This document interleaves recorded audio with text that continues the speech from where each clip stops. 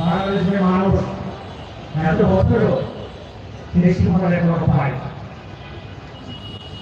বরং কয়েক বছর আগে এই 15-20 বছর বিজয় দিবস দূরের কথা, বিজয় দিবসের সমগ্র দূরের কথা, বাংলাদেশের মানুষকে বাংলাদেশে বয়স করেছিল অনেক কঠিন কাজ।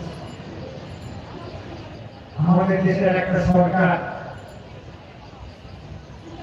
আওয়ামী লীগের সরকার, ফিসিবাদী সরকার, তারা তাদের কিছু অন্যান্য শক্তিশালীদের নিয়ে আরো কিছু জোট ফোট নিয়ে গল্প নিয়ে নেতৃত্ব নিয়ে তারা দেশের উপরে জুলুম নির্যাতন করেছিল। সেই নির্যাতনে 15 বছর 16 বছর মানুষের অতিষ্ঠ হচ্ছে। এমন কোন কাজ নাই, এমন কোন অপরাধ নাই যারা তারা করেনি। বাংলাদেশে এমন কোন জায়গা নেই যারা নষ্ট তারা করেনি।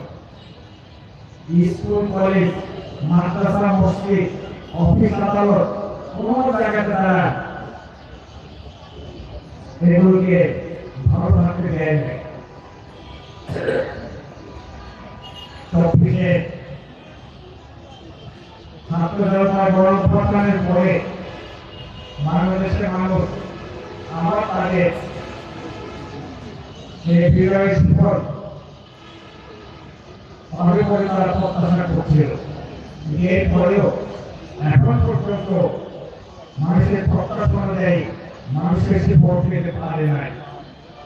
আমরা আশা করব, প্রত্যাশা করি, বাংলাদেশের মানুষের আহ্বান জানাই যে আসুন আমাদের বিজয়ের সুফল পেতে হলে আমাদের সবাইকে ভালো হইতে হবে।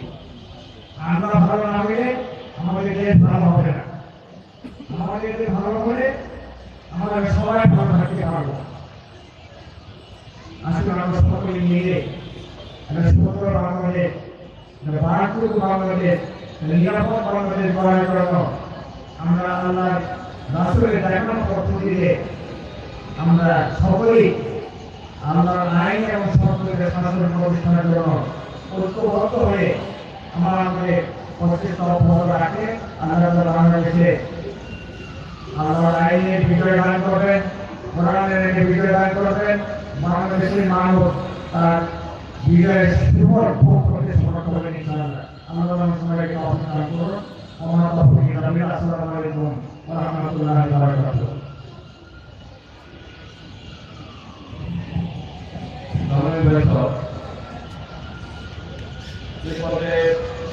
সভাপতি বক্তব্য রাখেন আজকের অনুষ্ঠানে সম্মানিত সভাপতি বাংলাদেশ জামাত ইসলামী কেন্দ্রীয় কর্মসূচির সদস্য নারায়ণগঞ্জ মহানগরী জামাতের সরকারি নায়েব আমির জননেতা মোহাম্মদ সাহেব, সম্মানিত উপস্থিতি এরপর আগামী আমাদের নেতৃত্বে বিরোধী পরে সাংস্কৃতিক কার্যক্রম শুরু হবে।